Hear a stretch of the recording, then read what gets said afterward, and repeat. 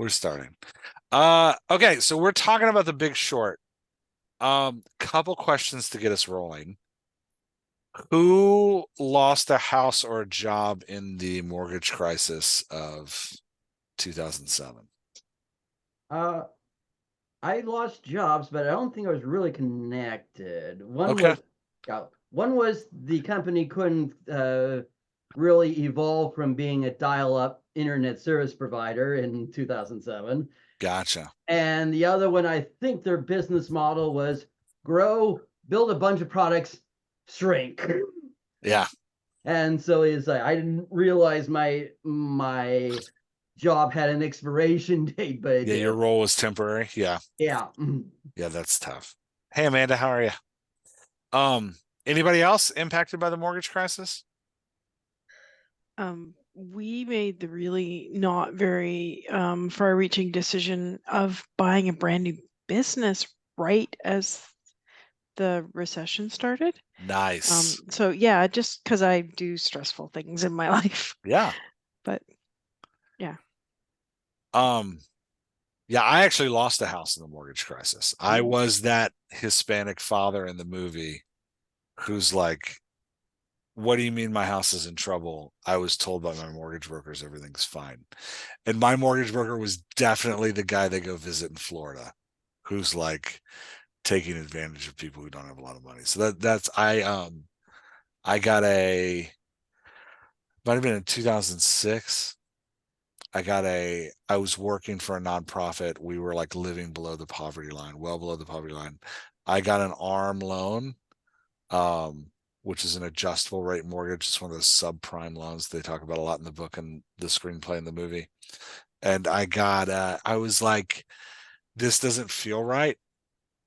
And my mortgage brokers, they actually brought in a second mortgage broker to give me a second opinion. Now looking back at Michael Lewis's book and then at the movie, I was like, oh, that's what was happening here. But they brought in a guy to bring in a second opinion to tell me that this is how everybody does it and this is how everybody buys a house and it'll be fine. And they're like, no, you're gonna get it this giant rate that's really terrible. And then we're gonna bring it in.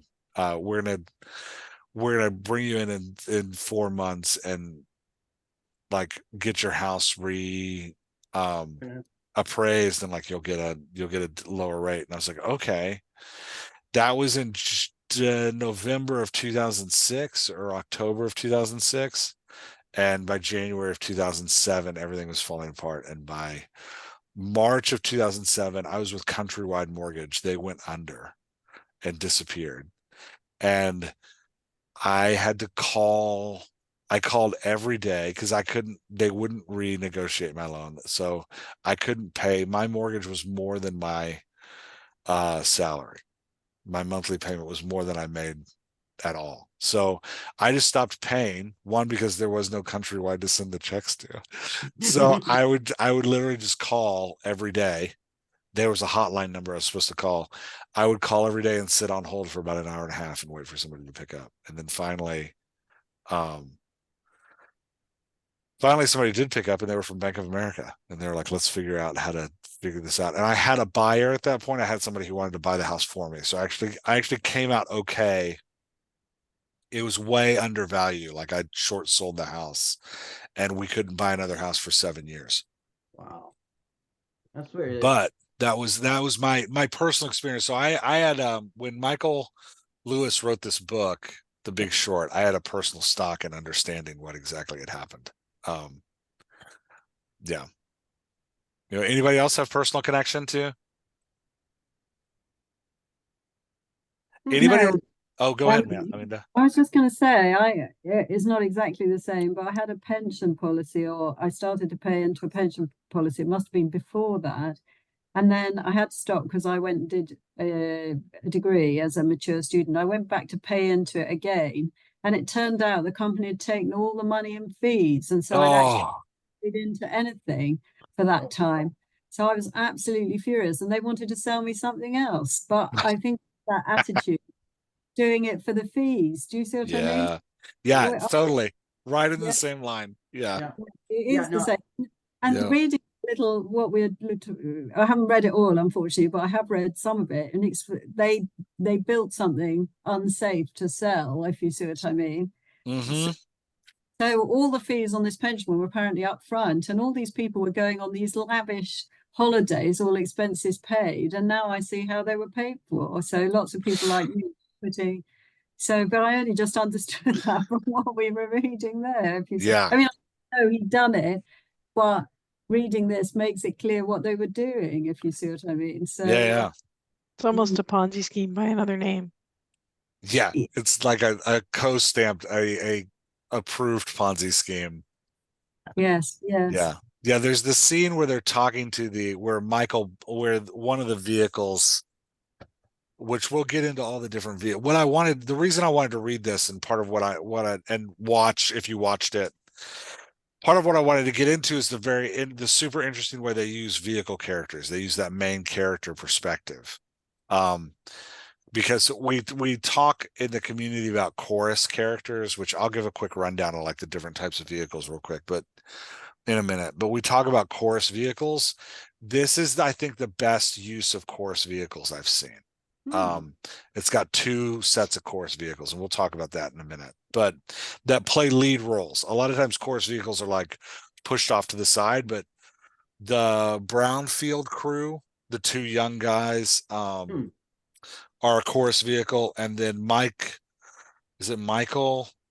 Baum Okay, in the right. movie is played by Steve Carell. His little cohort of four people are also a chorus vehicle. They all function as a single character. So we'll talk about that in a minute. That's what I want to focus on today, is how Adam McKay and the other screenwriter really used this chorus vehicle tool to tell the story. But before we get there, let's talk a little bit more about what happened. How did anybody read the book by Michael Lewis, Big Short? Anybody read Michael Lewis? I highly recommend him. I love Michael Lewis. He's my favorite nonfiction author. He does this. He does these deep historical digs into moments in history. So he's got one of the development of the Myers-Briggs personality test and why it was developed. It's fascinating. It comes out of World War II in Israel, trying to sort people into the military because military in the nation of Israel at the time, military service was mandatory coming out of World War II. So they're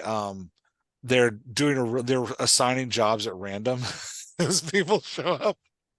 So Lewis writes a book about how these two guys who got jobs that were not jobs they should have had uh,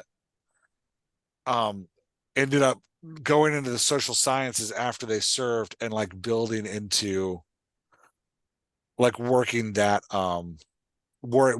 developing what becomes the Myers-Briggs test. That's called the Undoing Project. He's got another one called Liar's Poker that's all about Wall Street. That's fascinating. He's got one. The Fifth Risk is about when the Trump administration took over the bureaucracy of America with the promise of getting rid of the parts of the bureaucracy they didn't understand. Lewis goes to all of the different departments that had been threatened and talks to them about what they do. And it's fascinating. He finds that like one of the big hobby horses in 2016 of Republicans were like, we hate the energy department. We don't know what it does. So he goes and sits down with them, and he's like, they're literally nuclear scientists. And he talks about like what they actually do and their job and how important it is. So it's an interesting look at like American bureaucracy and like all the little nooks and crannies of it we don't think about. He wrote Moneyball about how like baseball changed with the advent of statistics. Yeah, he's got a lot of great ones. Den of Thieves is an interesting one. Sorry, I'm just looking at the list of his books, but I love Michael. He wrote The Blind Side. Some of you may have seen that movie. It's about Michael Orr, who gets he was a football player for the Baltimore Ravens, but he gets kind of adopted by this family in Texas. And it's an interesting look at like what's happening. I don't recommend Michael Lewis's most. I've read every book Michael Lewis has written. I love his work, but I don't including The Big Short, which is another great book. I don't recommend Going Infinite is his newest one. It's about cryptocurrency and Sam Bankman-Fried. He gets a little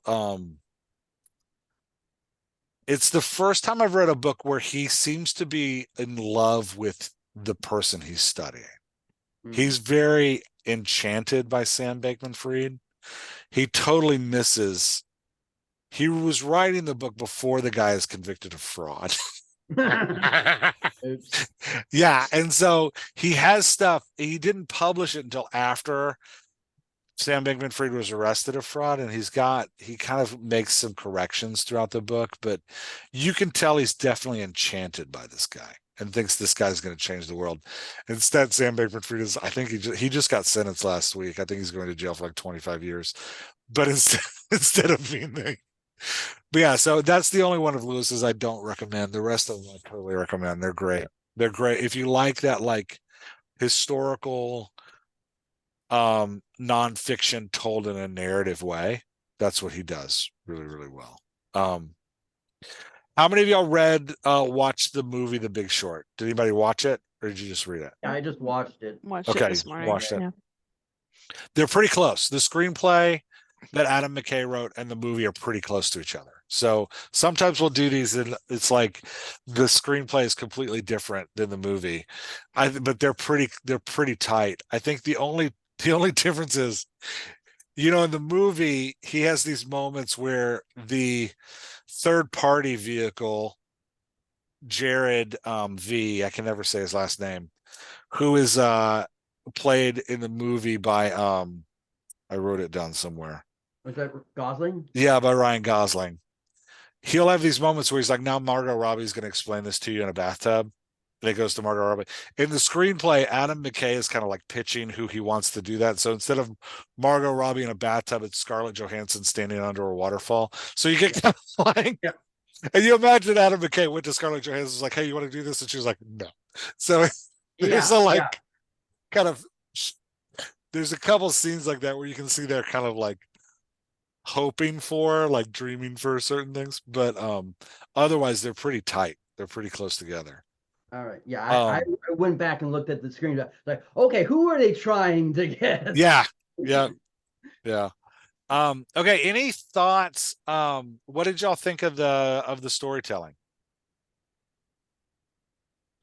I liked it. I mean, towards the end, it was a little hard to follow some of the things because it's like, everything is blowing up. It's like, okay, they're trying to get their money. It's like, is there any money left? I mean, some of that was a little confusing, and yeah, was it? And then sort of towards the end, it's like you don't had a little bit of the, it's like, what have we done? But you didn't have very much of that, and I'm not sure if I would really want more. But also, you didn't have didn't get really, the consequences. More of the consequences came, in the text afterwards. Yeah, that's interesting. So you felt the ending was a little dissatisfying. A little bit. Well, that, and I think Brad Pitt's character is like, why is he doing what I couldn't quite figure out his motivations, because he sort of knew what he was doing, but he did it anyways. It's like, okay, what's his motivation? It's like, why is he helping? Because it sounds like he knows exactly. He's the only person who actually has any understanding of what he's actually doing, Yeah. implications, the consequences of what he's doing, and yet he's still helping. It's like, Yeah. why are you doing this? And Amanda, since you read the screenplay, that's the Benjamin character who is helping the Brownfield guys. Yeah, helping the Yeah, they actually ask him toward the end of the screenplay in the movie, they ask him, they're like, why did you help us? Yeah. And he's like, well, you said you wanted to be rich. Now you're rich. Yeah. Yeah. That wasn't really enough for me, but yeah. Okay. Yeah. Any other thoughts on the storytelling as a whole? I had no idea what was going on. I do not have a mind for math. That's why I don't do stock market or anything else. But I'm so glad there was a movie, because I wouldn't have gotten through the screenplay. And I followed the characters. I'm glad you made that comment that you were going to talk about chorus vehicles, because I had no idea why the heck you would pick something like this. Yeah. So What did you think? Was there a character you attached to? the one who's the funny guy? I think it was him. The one who was the lead of the one pack that was going around trying to figure out how everybody was being cheated. Yeah, that's Mark Baum Is in that the Mark Bound? screenplay. Yeah, Okay. he's I played thought by his Steve character. Carell. That's who it is. Yeah, Yeah. and he's got his little office of. Yeah. I liked his Yeah. character and also his assistant. I thought that was an interesting dynamic when his second two person went against his decision. Mhm. But I didn't quite get into, but it was interesting. I Nice. wouldn't watch it again. Yeah. Amanda, Robin, or Faye, anything that stood out to y'all about the story as a whole? It was nobody had a satisfying ending, I don't think. Okay. Like I didn't, like, I mean, it made sense. Yeah. And I'm kind of glad that they were all unhappy that they made so much money off of other people's misery. But like there wasn't a lot of character growth that I saw. Okay, that's fair. Yeah. Anybody else feel that way? Amanda, how did you feel about it? Yeah. Well, from what I read, because well, I only found out about this an hour before I saw Faye's message, so I just read as much as I could before. Oh, great.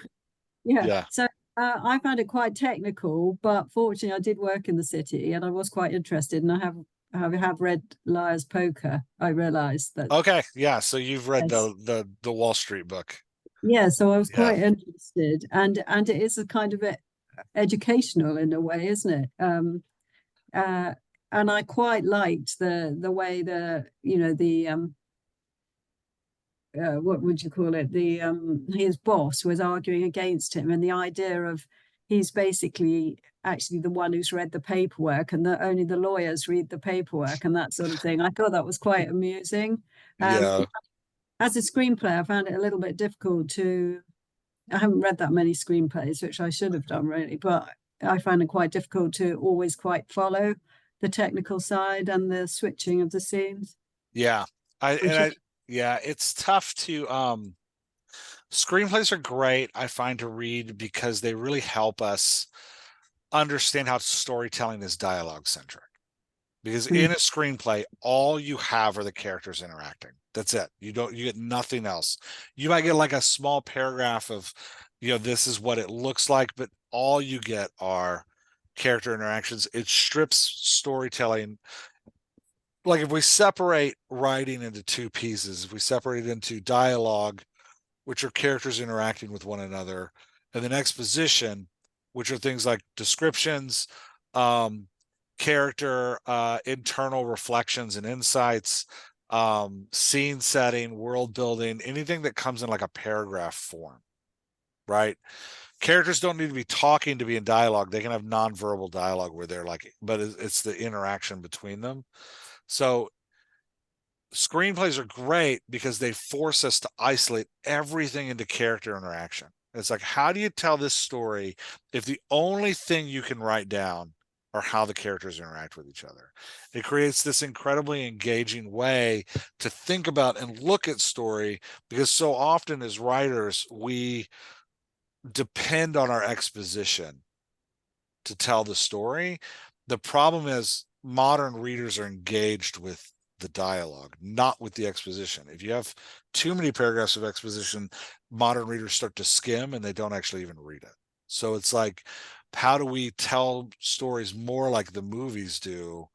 The way we do it is we focus on the character interactions almost entirely. And that's one of the reasons I like Lewis's book. I mean, from reading Liar's Poker, what Lewis does in his books is he takes a single vehicle and he tells you the story of that vehicle. He'll put in interactions with that vehicle and other people. And then after he tells you the story of that vehicle, he moves to the next one. He's like, and then there was this guy, and he moves on to the next vehicle. You can kind of feel it in this, but what they've done in this is they've taken his vehicle stories that he tells in like sequential order, and they've interwoven them so that they feel more like a cohesive narrative. Yeah. Any But he other? also Oh yeah, go ahead. he gets across what it was like in the city. You know, everybody drinking champagne, going to nightclubs, and you know, all that sort of thing. I hate to say it, but I did actually work in the city, so I do know they did those things. Do you see what I mean? Yeah, So, absolutely. but he's just those scenes are there to show you the flavor of what it was like. I mean, I didn't work on Wall Street, obviously. I worked in London, in the financial sector in London, so I do know people did that sort of thing. So yeah, and there is that like life as work type where all my whole life, social life, and everything is this group of people that I work with. That I think he paints in an interesting way. Well, now that I've watched the movie, I'm excited about reading the screenplay, but I couldn't do it the other way around. Yeah, and this is I knew this was going to be a tough screenplay for us to like dig into because it's but I've been looking for screenplays that use vehicles in different ways outside of just like the main vehicle, mostly for my own study to figure out how we can start talking about the ways these vehicles serve us as writers. And I find the use of vehicles in this one really unique. Before we start going into the characters specifically, any other like general thoughts, or anybody have a scene they really loved?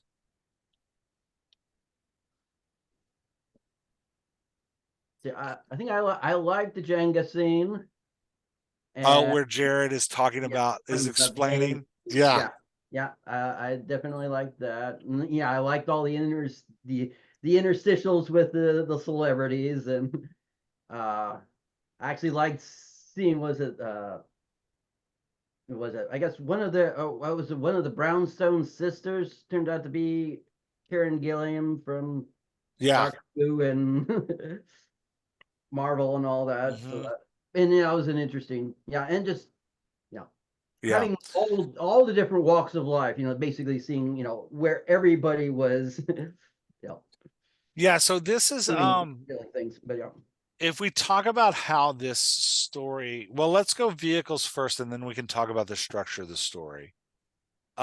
Just as a refresher, let me pull this up real quick. This is from the Dash workbook because it's the easiest place for me to pull it from, but it's something we've been talking about as over kind of the last I'd say 7 months, really trying to understand how characterization works and like what's important to the reader. This has been kind of where the Dialogue Doctor is, where we focused as a community. This idea of your main character, your POV, and the different ways they work. So back last fall, as a community, we identified these kind of 4 different types of vehicles. The lead vehicle, which is our traditional like main character, main POV. If you're writing in first person, this is your first person POV. If you're writing in third person, this is the character that we follow, that we have an emotional attachment to. So House on the Cerulean Sea, every scene takes place from Linus's perspective. Linus is our lead vehicle. Um, uh, you know, um, Bridget Jones' Diary, every scene takes place from Bridget's perspective. Bridget is our lead vehicle, right? Like, um, yeah, so that's the vehicle that we follow all the way through. Pride and Prejudice, every scene takes place in oh dang it, what's her name? The lead protagonist's Elizabeth. Elizabeth. Every scene takes place in Elizabeth's point of view. She is our lead vehicle, even though it's written in third person. She's the one we follow. So that's your like traditional vehicle. Supporting vehicles are these characters that get very small POVs, usually just like 2 to 3 scenes. Um, so this is like Frodo, like Samwise Gamgee in Lord of the Rings. He gets like 3 or 4 scenes in there. This is in sorry, I'm trying to think of things off the top of my head. In TJ Klune's The Life of Puppets, there's a a moment when the lead vehicle goes into a coma. We get a couple scenes from one of the robots that's in the robot's POV. So it's these scenes that, or in Toni Morrison's Beloved, um, Pauly D, the book is almost primarily from Sethi and Denver's point of view. There are two lead vehicles, but you get like 4 to 5 scenes in Pauly D's point of view, specifically at the ending as he's uncovering things about Sethi. He's a supporting vehicle. We don't have a full story arc in his point of view. We don't understand everything about him, but he gets these, like, he has a couple flashback scenes where we learn how he got to the house they're at, and then we have a couple scenes where he's like researching Sethi and who Sethi is. So he becomes this supporting vehicle where we get a few scenes from him, but not a full, he's not established like a real lead vehicle. Then we have third party vehicles, and this story has a third party vehicle, which is one of the reasons I picked it, because I want to talk about how they use him super effectively. So Jared, or Ryan Gosling, in this story is the third party vehicle. This is the vehicle that sits outside of the story and works as a narrator slash companion to the reader. So another classic example of this is oh man, Mark Zuckus is the book thief. Death is the character of Death, stands outside of the story and actually tells the story to the reader. Like Jared, he interludes at specific times, and then you go into a lead vehicle perspective.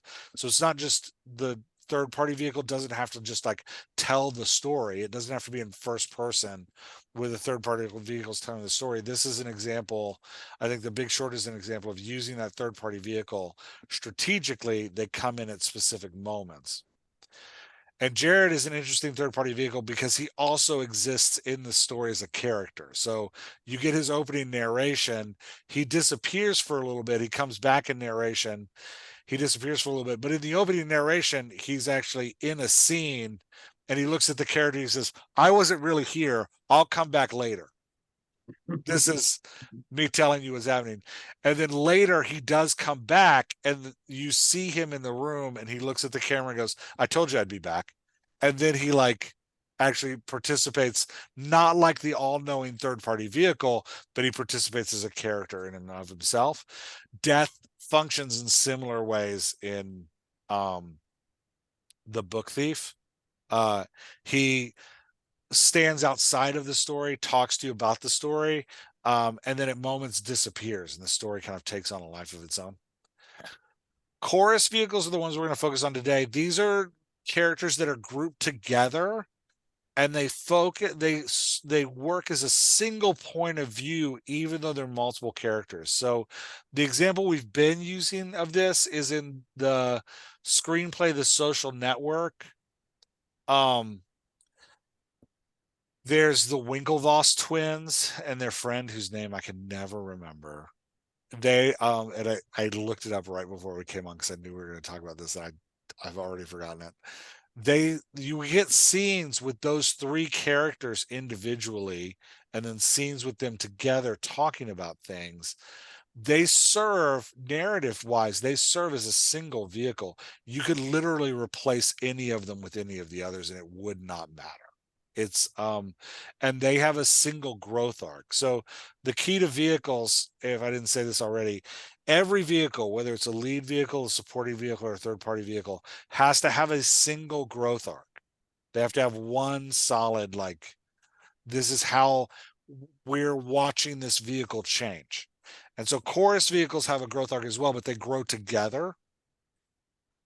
And then we get the symbolic vehicle, which is the only vehicle that doesn't change. They start and end the story in the same place, even if they're challenged a little bit. They tend to represent a worldview or a value or a story. So like the example that we've been using as a community a lot is Jack Reacher. Reacher represents kind of American militarism and this idea that might should be used for justice, quote unquote. and that justice is kind of known by everybody around. So Reacher doesn't change. He starts and ends the book in the exact same place he was. But everybody is forced to deal with who he is. So an easy way to get into this if you don't want to read a Lee Charles book is there's a new Amazon TV show about Reacher. They really, especially in season 2, play very heavily into this symbolic vehicle role, but everybody's always asking Reacher about his life choices and who he is. He is unwavering in his commitment to his life choices are made out of a larger worldview, that material things bog us down. Relationships can be dangerous because they connect us to people, and that he has strength, and that strength is to be used to support those who are on the side of justice. And justice, in his viewpoint, is the spirit of law and order, although often his villains are people who are supposed to be carrying out law and order and instead are like selfishly gaining from what's going on. So people are constantly questioning his worldview, and he remains unchanged and unwavering through all of it. So those are the 5 types of vehicles. In this story, we have 4 vehicle characters. We have Michael Burry, who's played by Christian Bale. And they each have a growth arc, believe it or not. They're small, but they each have one. So we've got Michael Burry, who's played by Christian Bale. Burry's story arc goes like this. And if we were going to talk about like his kind of story hypothesis and who he is, where, the story hypothesis, we say there's a want that they think they want, the initial want, that fails. There's a developing need that they work on, and then they find their true want in the end. Michael Burry's initial want is acceptance. We start with him in a room with a potential hire who he's just ranting to this poor guy about who he is. And then you find out that the guy's actually there for a job interview. And Burry's like, you're hired. And the guy's like, great. I guess I'll go find a desk. And Burry's like, yeah, sure. He doesn't even like ask the guy any questions about himself. He just talks to him. But in that opening scene, Burry states his initial want very clearly. He's never been accepted by people, and he wants to be accepted. It's his glass eye. It's that he like is socially awkward. He doesn't know how to talk to people. He's never been accepted. He paints himself as an outsider. And part of what they do in the screenwriting that's so great is Burry's not actually an outsider. He has a wife and a child. He's got relationships that are really valuable to him. You found out later he's been a doctor and had a very successful practice where he like had patients that loved him. And this is kind of the second phase of his life. They don't give us any of that backstory because it interferes with his initial want. His initial want is acceptance. So they only give you what you need to know about him to know that he's socially awkward. They even flash back to a scene in his childhood where he loses his glass eye while playing football. And it's a big moment where he's like, I just want to go home because everybody's laughing at him. So he's like skilled in the sport, but he just wants to go home. So we get that like initial want laid out for him. The problem of the short, of him realizing that there's fraud in the housing market and finding a way, developing a way to point out that fraud by betting against it, by like making a bet with these banks, in essence saying the American economy is going to fail. If it doesn't fail because of this housing market, I give you money. If it does fail, you give me money, right? And they all think he's crazy, and he's ostracized, but that's his developing need, the need to work on this problem to solve it. He thinks that developing need is going to bring him acceptance. It actually, through the story, makes things much worse for him. All the people that we've been introduced to as people that have supported him begin rejecting him and demanding their money back. By the end of the story, though, He finds self-acceptance. It comes in his final email that he writes to all of his investors saying, I realize that no one will ever accept me, right? Like the text of that ending email is, I realize no one will ever accept me. I recognize that I see the world differently and that I'll always be an outsider. So I am going home to my family where I can be myself and be fully accepted. So in the end of the story, he realizes that it's his self-acceptance that he needs. And he finds it by working through this developing need in order to get it. Does that make sense? He is our like tradition. Now, whether that's executed perfectly or not is a whole nother conversation, which we can have if you want. But I think that's what they're going for. But he is our standard lead vehicle. All right, what do y'all want to talk about with the lead vehicle? Amanda, I saw you put your hand up there for a second. Yeah, I just had a question. So it's acceptance to self-acceptance with the developing need was what exactly again, did you say? I didn't use the Max Neef terms that JP uses because I don't know them that well, but the developing need is solving this problem. He's like, I'm going to prove to the world that he's seeking kind of justice through proving to the world that this is a thing. He sees a problem that no one else can solve. And he thinks that everyone will accept him if he shows them that this problem exists. So he thinks he'll fulfill his initial need by solving this problem. But he doesn't fulfill his initial need. It actually has the opposite effect. The people who backed him, his mentors, sue him and come into his office and demand their money back. And his final two emails, one of them is, I just deposited the $480 million in profits I earned you. You're welcome. And then the next one is, I'm quitting because I realized that this has been a fool's errand for me. Trying to like earn your love and acceptance through making you money has been a fool's errand. Yeah. Any other thoughts, Faye? Did you have any thoughts on that? I think I would have sympathized with him more if initially he didn't come off so much as I'm the smartest guy in the room and you're an idiot to not listen to me. Do you know what I Yeah. mean? None of these characters are sympathetic. None Yeah. of them. These are all terrible, terrible characters. And it's one of those things of like, are any of these characters a protagonist? Like, this is why we started using that word vehicle. None of these characters are protagonists. There's no heroes here. Yeah. Mark Baum may be the closest, but he's an asshole. So none of like you wouldn't we'll talk about Mark and his team in a minute, but the introduction to Mark Baum is him literally walking into a group therapy session, taking it over in a self-obsessive way, them saying, Mark, we told you not to do this. He's like, I didn't do that. And then he walks out, right? Like he's a terrible character.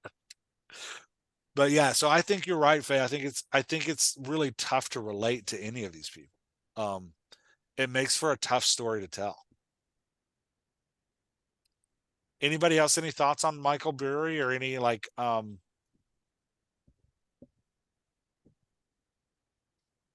think the two guys, is that Charlie and Jamie? that's Charlie and Jamie are Yeah, the they two were an young guys. interesting duo. Yeah, I sympathized. They went up and down, and one of them had some heart at some point, and yeah. Mm-hmm. Yeah. Yeah, so let's talk about them. So they function. So if this is our lead vehicle, and you've got Michael Burry as like our kind of traditional, he has his own growth arc, he has his own storyline. It's just him, right? Like he's got some supporting characters.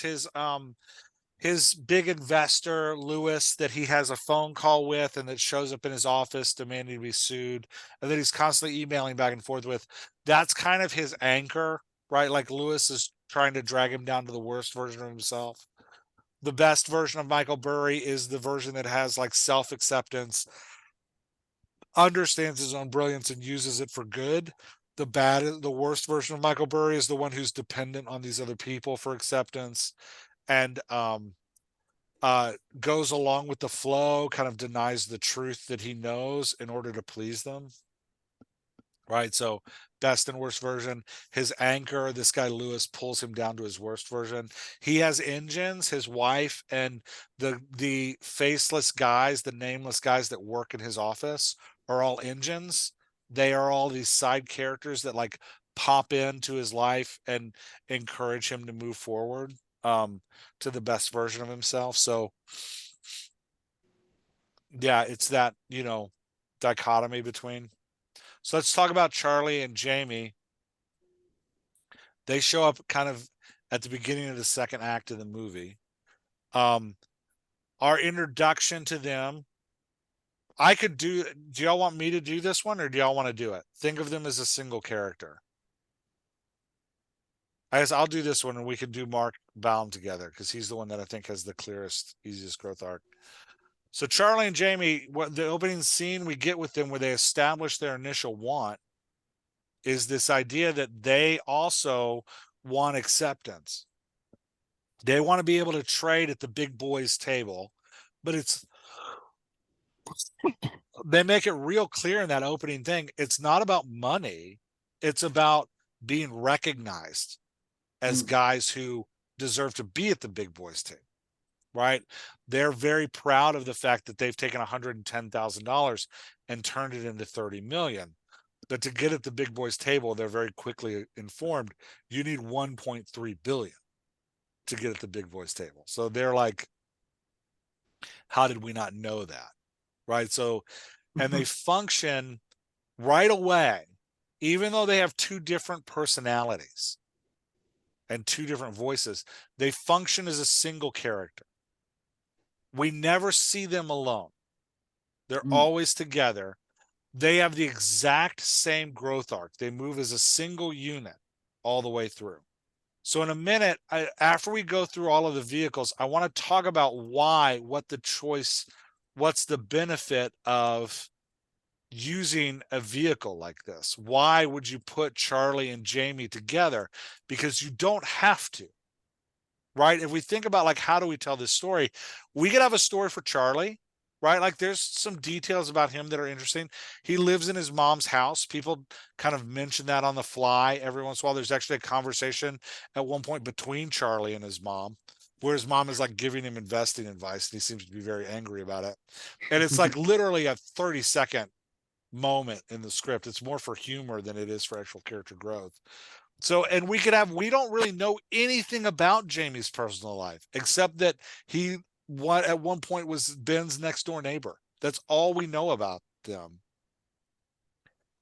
And so, but you could see how you could have a story where you separated these two characters, where you followed their individual lives, where you gave them like, their own growth arcs. Maybe Charlie needs to learn independence and maybe Jamie needs to learn humility, right? Like you could see them working that way, but instead the authors choose to put them together as a single unit and we watch them move as a single POV.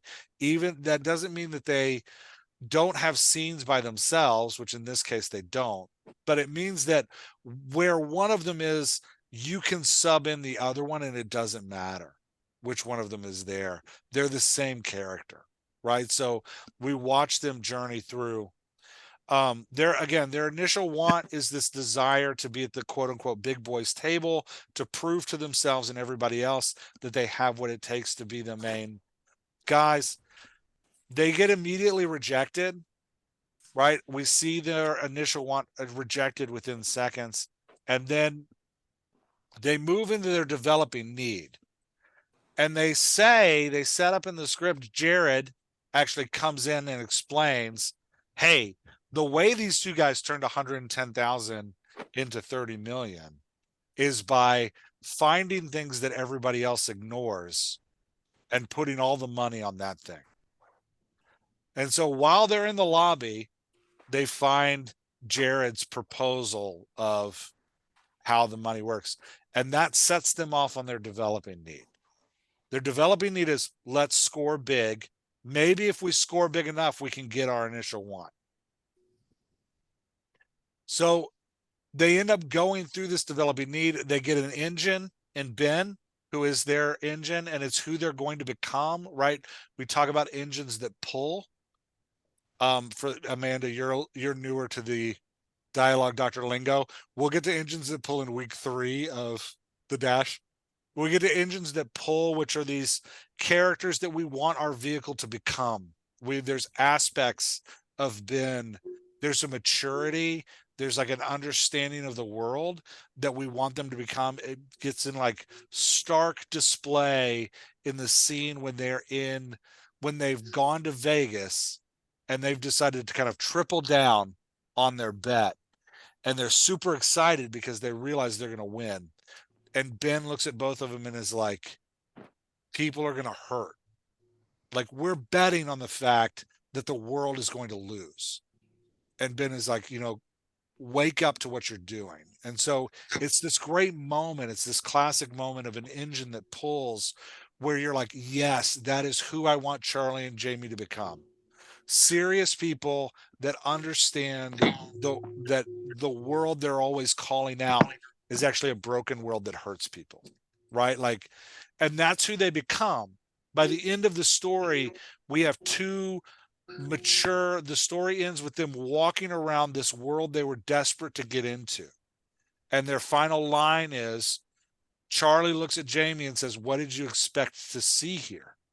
And Jamie says, adults. Mhm.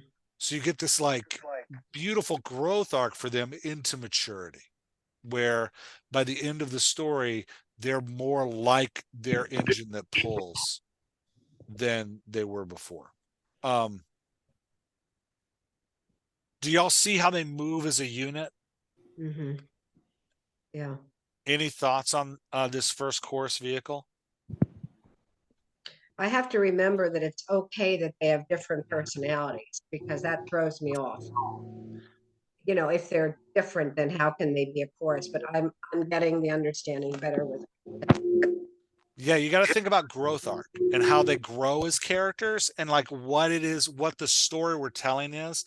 The thing about being a chorus vehicle is that you could take Charlie or Jamie, put them in a scene, and it doesn't matter. Even though they have different personalities, they're moving the same way through the Mhm. story. Mhm. Yeah. Amanda, did you want to say something?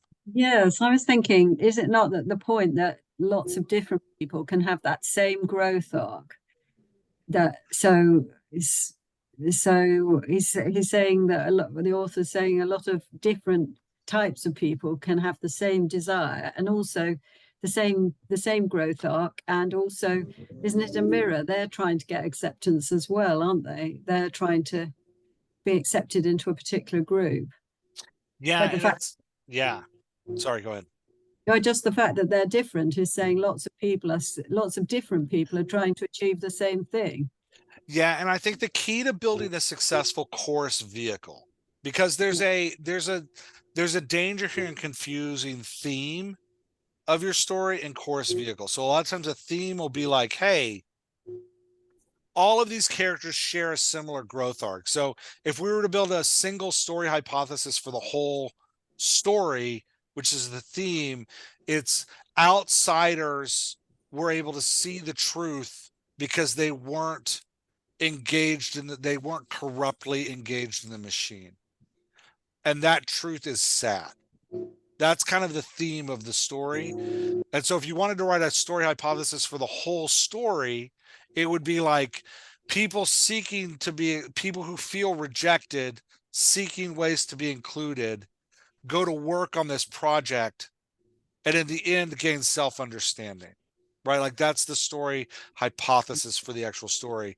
When we're talking about the individual growth arcs, it's easy to confuse like, oh, this is the theme. So aren't all of these characters a course vehicle? The thing about a multi-vehicle story is we should be able to pull any vehicle out and tell their story individually. I don't actually need the other characters to tell Michael's story. I can tell Michael's story on his own. I don't need Michael and Mark to tell Charlie and Jamie's story. Now, I need Charlie to tell Jamie's story and I need Jamie to tell Charlie's story. I can't tell their story without the two of them. I don't need Mark to tell Michael's story or Charlie and Jamie's story, but I need Mark's team to tell Mark's story. So that's what when we're talking about who our vehicles are, we're talking about like, okay, this is a single narrative line that has a growth arc. This, and I'm in their perspective. I'm on an emotional journey with this character. Michael has his own emotional journey. Charlie and Jamie have their own emotional journey. Mark has his own emotional journey. Jared, who we'll get to in a minute, has his own emotional journey. So we're on these like we're on these emotional journeys. When you're separating out your vehicles, you're thinking about what are the emotional journeys that I'm taking the reader on. I should be able to take any vehicle, including the supporting vehicle, and go, this is that vehicle's emotional journey. And remember, the emotional journey is created through change. That's why we're talking about like what's the growth arc of the character, because it's the change, it's that growth, it's the challenge, and then the finding new feet that creates that growth arc for the character, right? Like, and that is the emotional journey the reader is on, which is why it's like, yeah, if you're going to get into a supporting vehicle's eyes, I need a complete growth arc. It can be shorter, but I need them to be challenged. I need them to question the challenge and who that challenge is going to force them to be. And then I need to see them after that challenge as to who they are, which is one of the reasons I think we all agree that the end of this story is irritating, because you don't actually get to see any of these characters as to who they've become at the end of their growth arc. The authors chose to show it to us in text at the end, like Scott, you were saying, in text at the end, especially with Mark. Mark is the worst. The text at the end actually says his personality dramatically changed and he I actually became I grateful. really thought he was going to jump off like his brother. Yeah, I don't know why, what I was because expecting that too. scene, I don't know if that's the intention of the director, but 100% is the intention of the director. okay. Yeah. Yeah, at the end where he's on the phone with his team and he's sad about like what he's uncovered in the financial system, and it zooms out and it shows him on a high ledge like his Right, brother jumped off. right. 100% the intent of the director. Right. Yeah. I did have a question on all for the chorus or just chorus vehicles in general. Basically, are you familiar with Rosencrantz and Guildenstern are dead? Yeah. Yeah. Okay, Yeah. I was thinking, would they be a good chorus vehicle? It's been a long time since I Yeah. read it, but yeah, I think so. Because they're very much like Charlie and Jamie. You can kind of, they have different personalities. I can't remember the intricacies of the two of them, but one of them's a little angrier, one of them's a little dumber, right? Yeah. Like, and they kind of, but they do move through the story as a single unit. And we could substitute one of them out of the other one and it wouldn't matter. The difference in like Charlie and Jamie or Rosencrantz and Guildenstern is that, you know, how, if you want the scene to go one way, you're going to kind of put Rosencrantz in there because he's a little dumber. I'm making up these details. If you want the scene to go another way, you might use Guildenstern because he's a little angrier. But as far as like the growth arc and the emotional journey, it doesn't matter because they're having the same emotional journey. Does that make sense? Right. Yeah. Yeah. It's the same with Charlie and Jamie. They're moving. The story is their story. It's not Charlie's story. It's not Jamie's story. It's their story. Whereas Michael has people around him. He's got people in the office. He's got this other guy that's in him, but it is Michael's story. There's no question that when we pull Michael's scenes out, we have a coherent and structured emotional journey with Michael. Like Faye pointed out, we don't really like Michael. Which is part of the point of his story. He's not a nice guy. He's not a guy that's like, he's not your traditional hero. He's definitely not a protagonist. He's an a-hole who talks over people. He doesn't care about people. He believes without question that he is the smartest person to ever exist. When people challenge him, he's like, you're an idiot. Like, it's not, the only glimpse of humility we get from Michael is there's a moment when he is his dark night of the soul. He's been playing the drums and screaming in the basement of his house. He goes back into work. Even though things are tanking and the banks should be paying him a ton of money, they're refusing to pay him any money. And he looks at his nameless and faceless assistant, who is his engine, and says, we're going to have to sell half of this just to keep the other half going. And the engine looks at him and says, you know, it's possible that you were wrong. And it's the only glimpse of humility we get from him. And his statement is, if I'm wrong, I don't know how. Mhm. And that's the closest thing we get to humility. Yeah. It's from his character. But so it's that. But anyway, talking about Charlie and Jamie there, are y'all starting to feel that like Mhm. chorus vehicle and how it Good. moves? Yeah. Mhm. Okay, let's talk about Mark Baum and his team. Anybody want to take a shot at Mark's? I would say Mark has the most dynamic growth arc. You could literally have just told this. You can't get all of the details of the financial crisis through Mark's story, but Mark has the story that I found the most emotionally compelling. Mhm. Anybody want to take a shot at Mark's like initial want, developing need, and in the need, or like his growth arc, like where he goes? Well, isn't the initial one tied to his brother's suicide? He wants to save Yeah. the world. He Yeah. wants to he wants to help people, and in his case, the financial, right? Yeah. And he's very angry about it. Very angry. His initial one is to fix the world, and he's very mad about it because he doesn't understand why people just won't do what he tells them to do, why they're not listening to him. Yeah. Developing need, like the other ones, he goes to work on the project, right? He finds a way. But for him, for Michael Burry, it's about, I'm going to do this and everybody's going to realize my genius. For Charlie and Jamie, it's about, I'm going to do this and everybody's going to give me a seat at the big boy table. For Mark, it's about, I'm going to do this. And he's super reluctant in doing it because it's about, I'm going to do this as a moral stand to show the world how much they suck. And you get all those scenes with he and his team going to Florida to actually uncover the problem because he doesn't want to do it. He's this reluctant vehicle who they do not all the way through. We meet Mark, we hear about his brother, we then get the scene where they discover Jared's little project, and then we immediately flash to Jared days later in their office, and they are literally as a team yelling at Jared about Jared's doing the demonstration with the Jenga blocks where he's like pulling Jenga blocks out to explain how the housing market is a house of cards that's going to fall apart. Right. And he's talking about how it's all trash and garbage. Mark's team is literally yelling at Jared about how they hate this and they're really angry that Jared is bringing this truth to them. Michael's not angry about it. Michael's like, hey, look at this cool thing I found.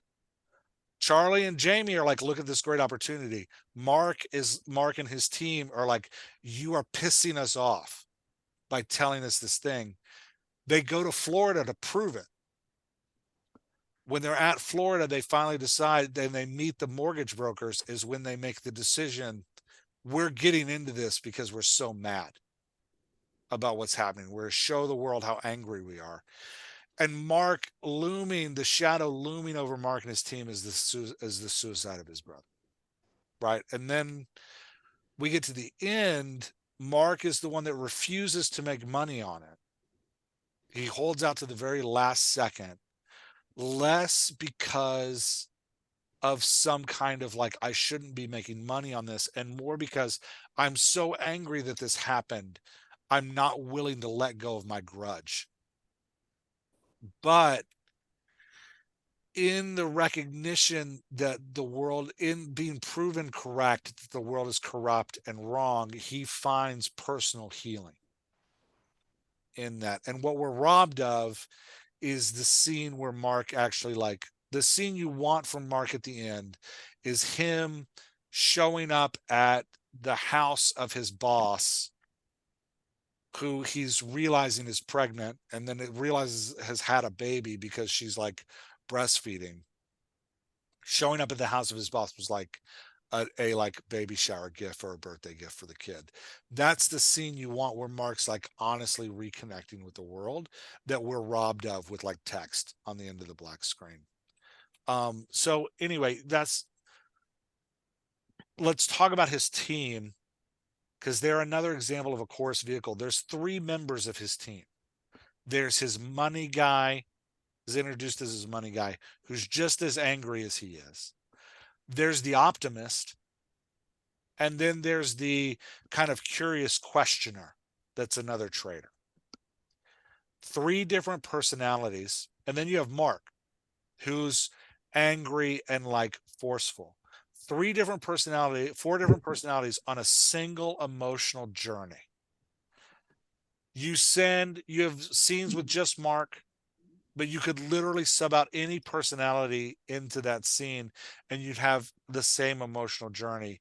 You have scenes where they're like in a room with Jared and they're all yelling at him in a single voice. They're literally a Greek chorus, all screaming at Jared together, like in a Greek drama. You then take 2 of them and 2 of them, and you have them go to Florida and they're interacting with people in Florida. But the interactions, it wouldn't matter which 2 you had there. The interactions are the same. They would all have the same interactions. There's just a little bit of different flavor with the personality, but the conclusions they come to, the choices they make, the emotional experience they have is the same. If you subbed out the super optimist and put Mark in, where they knock on the father's door and he opens the door and the guy's like, hey, who is this person that the mortgage is under? And the guy's like, oh, that's my landlord's dog. And he's like, your landlord signed a mortgage document under his dog's name? And the guy's like, yeah. And the guy's like, I've been paying my rent. Is there a problem? And he's like, well, did you know your landlord's 90 days behind? And the father, whose son comes out, starts to freak out because the father is an engine to Mark's chorus, right? The father starts to freak out because this is happening. Mark's chorus is drawn to, we need to be the best version of ourselves because of this. The optimist backs away from the door, like, hey, I don't want to say anything, but you need to call your landlord, right? Optimist backing away from the door, going, call your landlord, talk to your landlord. You could take that optimist out and put Mark in. The conversation's a little bit different because Mark is more aggressive, but the emotional journey is the exact same. Right? Mark is having the same emotional pain because he has it with the stripper in the next scene. He has almost the exact same interaction. He discovers something about this stripper and has this emotional pain of it. I hate this. Right? So you've got a group of people on a single emotional journey, a single narrative line. They have different personalities. Subbing them in and out gives you a little bit different flavor of the scene, but when it comes to narrative structure, they're all the same character. And they're moving together. Does that make sense? Didn't have to be this way. We could have written each member of Mark's team as their own vehicle. We could have seen the story in Florida through their eyes. We could have taken them on different emotional journeys. In real life, the team has different emotional journeys, right? The ending cards talk about how Mark ends up retiring, but 2 of the other guys continue to be traders, right? They make different decisions, but we ignore that and group them together so we get a single emotional line. Any thoughts on like Mark and his team as a chorus vehicle? Sorry, we've been going for an hour. I'm going way too long. Faye? Do you think there was a point where they sort of thought that if they exposed this flaw, that the world will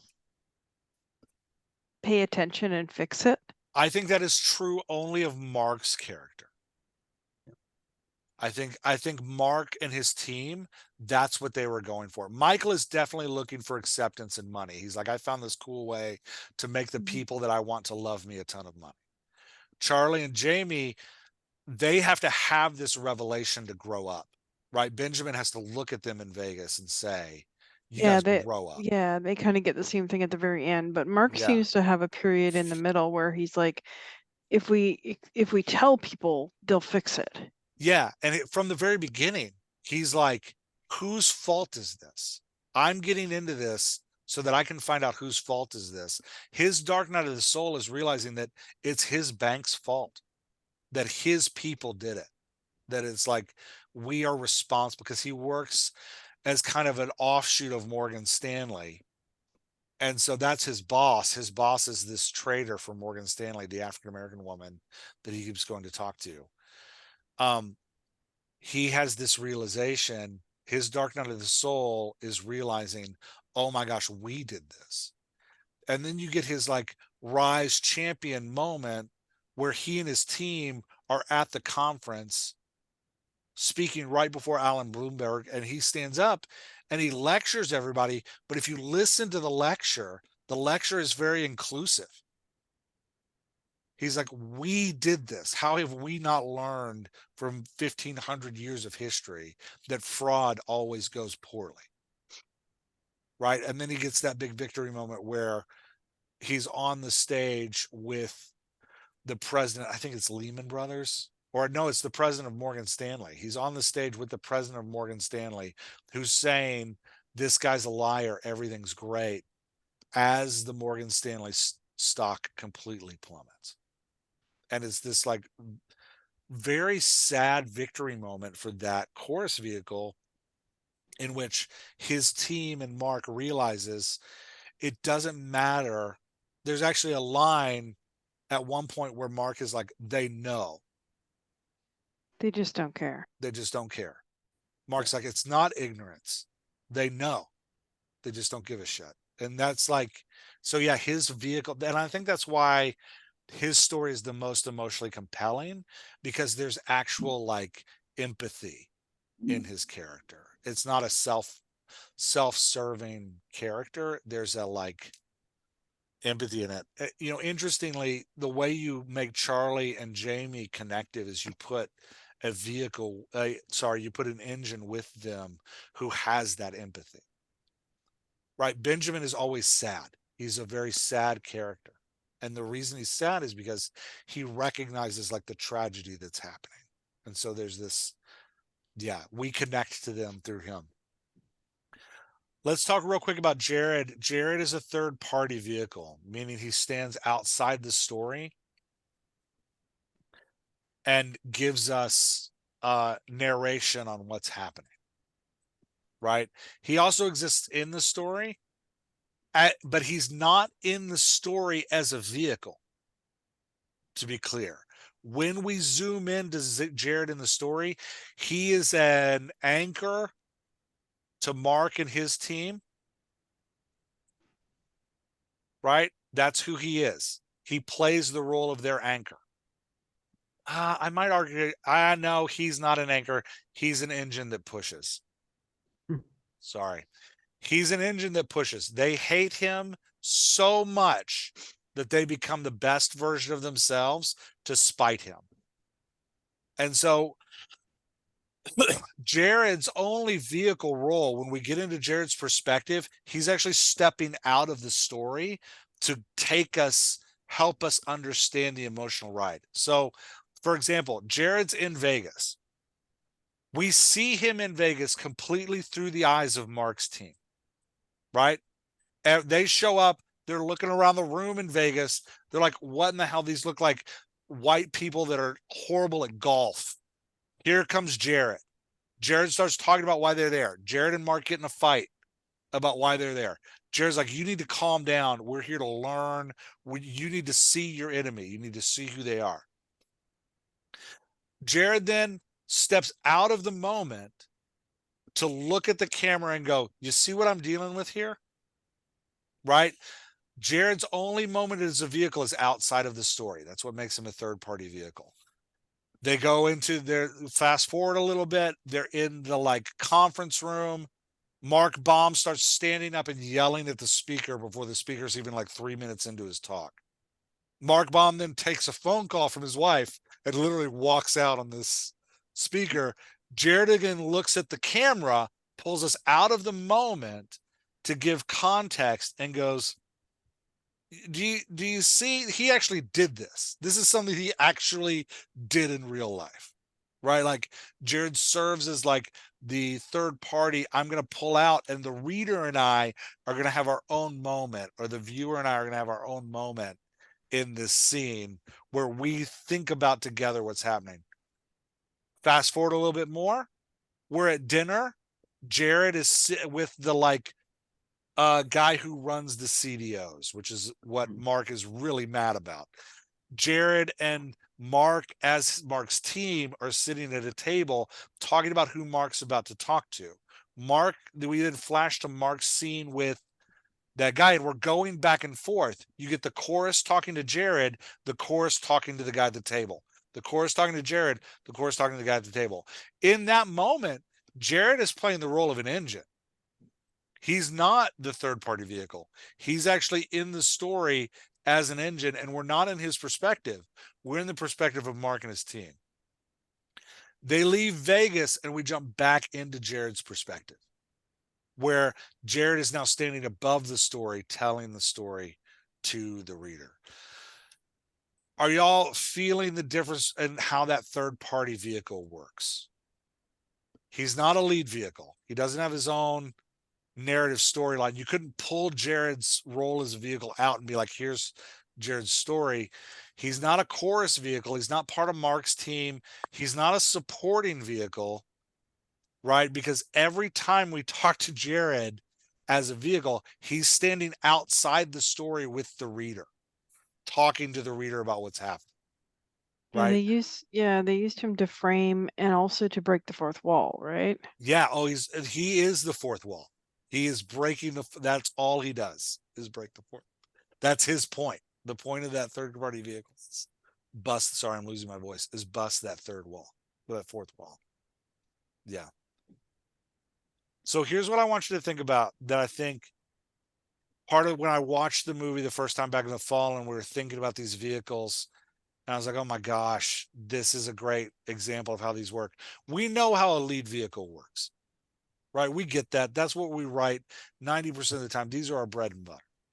We also understand how a supporting vehicle works. We're like, okay, this is a vehicle that, we're just giving a couple scenes to, usually because structurally in the plot we have to. We got to give Sam some scenes because Frodo gets wrapped up in a web and is unconscious. So we got to give Sam some scenes, like figure out what to do, right? We got to give in Life of Puppets, we got to give Hal some scenes because our lead vehicle is literally in a coma. So we got to give him some scenes to like explain stuff. Things are happening where our lead vehicle can't participate. We have to have a supporting vehicle. Third party vehicles give the reader context, right? Jared is constantly telling us how we should understand what's going on, right? Context and exposition in a creative way, right? Great use of third party vehicles. Jared inserts all the time to tell us in a dialogue way, to break that fourth wall and pull us into the story. Let me explain to you what this thing is. I know right now you don't understand what a CDO is. Let me talk to you about what a CDO is. CDO is. And then he has an explanation of what a CDO is. We're back into the story. Notice this is also what happens in the book Thief with death.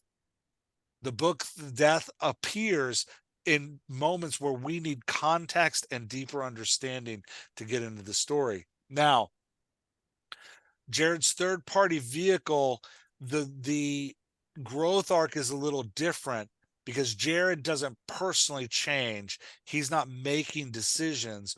What he's doing is he's mirroring the experience we want the reader to have. Jared is telling us this is sad. Jared is telling us I am now depressed by what's happening. Jared is telling us we despise this thing. Right? So his growth arc is an emotional journey about what's happening right now that serves as this mirror for the reader. He tells us how to feel about what's going on. So his growth arc and the reader's growth arc match up. Great use of the chorus vehicle. to think about how the chorus vehicle is used. Part of giving yourself a chorus vehicle allows the chorus vehicle to have a debate with itself.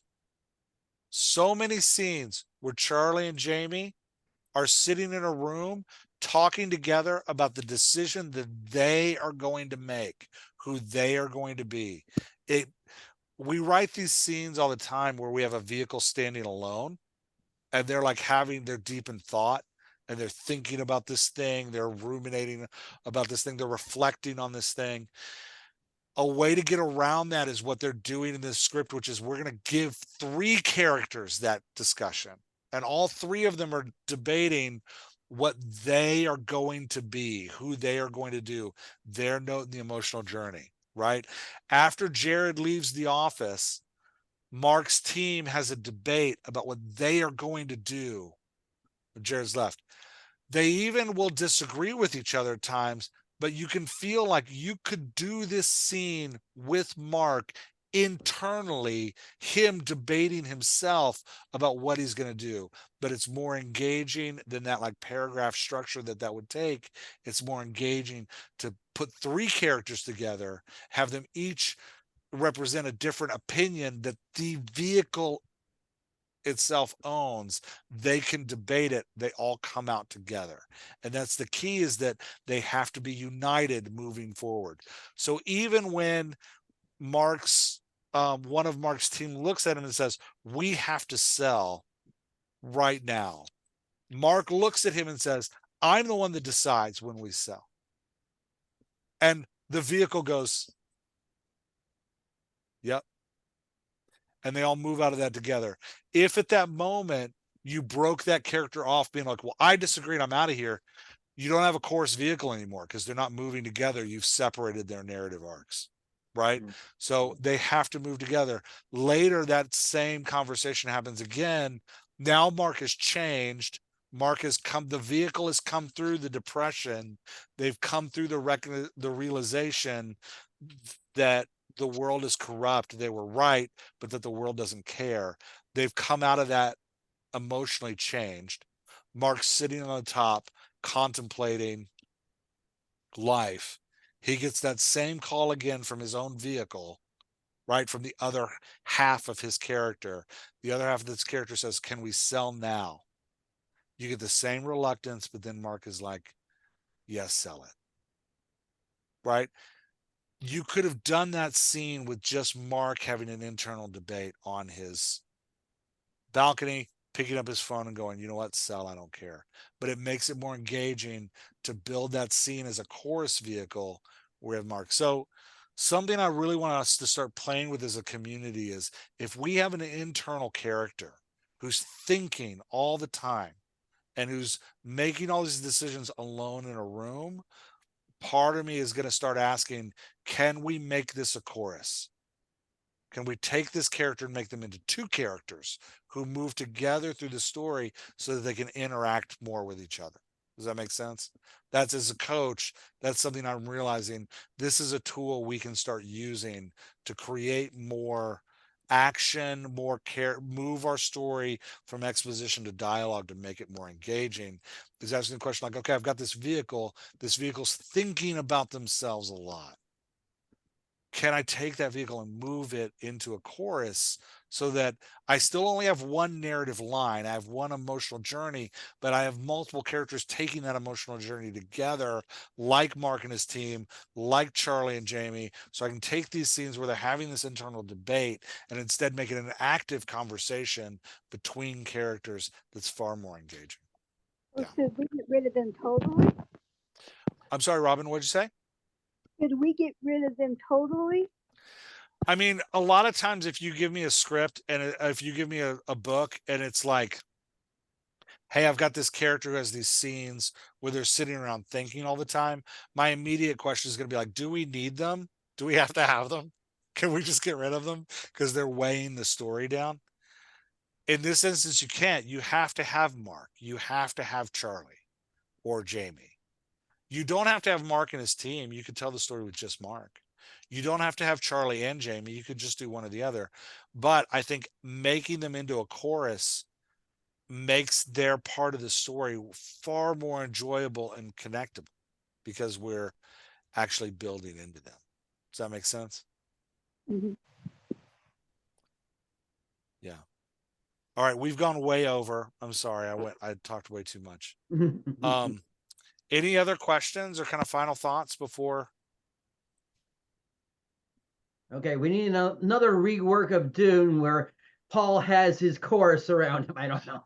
Right, but like you could see how Dune would be a radically different book if you took Paul, you broke Paul into two characters and you let them talk about things that Paul is constantly just thinking about. Yeah. Right? How much more interactive and how much easier that book is to make into a movie. If you have them talk, how much more energy there is in that book. The big problem that everybody always has with Dune is like, I can't get through it. It's such a slog. Right? The way you move from something being a slog is you get rid of those expositional paragraphs and you put them into character interaction. If you gave Paul a chorus of a couple characters that he was always with, that he's discussing these things with, that book goes from being a slog to being something that's really active and moving and full of energy. Yeah. All right, y'all. I will throw this. Thanks for doing the Big Short with me. Yeah, Thank you. thanks. Yeah, our next one I think is in 2 weeks. I'll have to look at the calendar. All right. And I'm not sure what we're doing. I'll have to look, but I like this analyzation of stories. I think it's a lot of fun. Where do you post this information? I'll drop it in the Slack and in the Patreon, so you'll see it in under the okay. Zoom channel and the Slack. I'm just gonna post the recording of this, but Okay. yeah, I'll drop it in that Zoom channel, the hashtag Zoom on the side. Okay. And Scott, if you don't, since you enter the Patreon through the dash, if you don't see that hashtag Zoom, there's a button you can click. I just dropped a link in the dash's channel itself that shows you how to do this, but there's a button you can click that's like show me all the channels. Okay. Because for Slack you have to choose the things you see. So if you click that button, it's like show me all the channels. There's like an AI channel that people don't always find. There's a Zoom channel where we do stuff like this. You can like click on them. Once you click on them, it adds it to like, this is also, I want to see this in Slack. Right. Yeah, I think I found a few of those, like the questions and answers. Question and answers is in there. Yeah, there's probably like 15 to 20 channels total. Now, some of them we don't use very often, but they're all kind of there. The Zoom one is one that we use all the time. Okay. Yeah. Cool.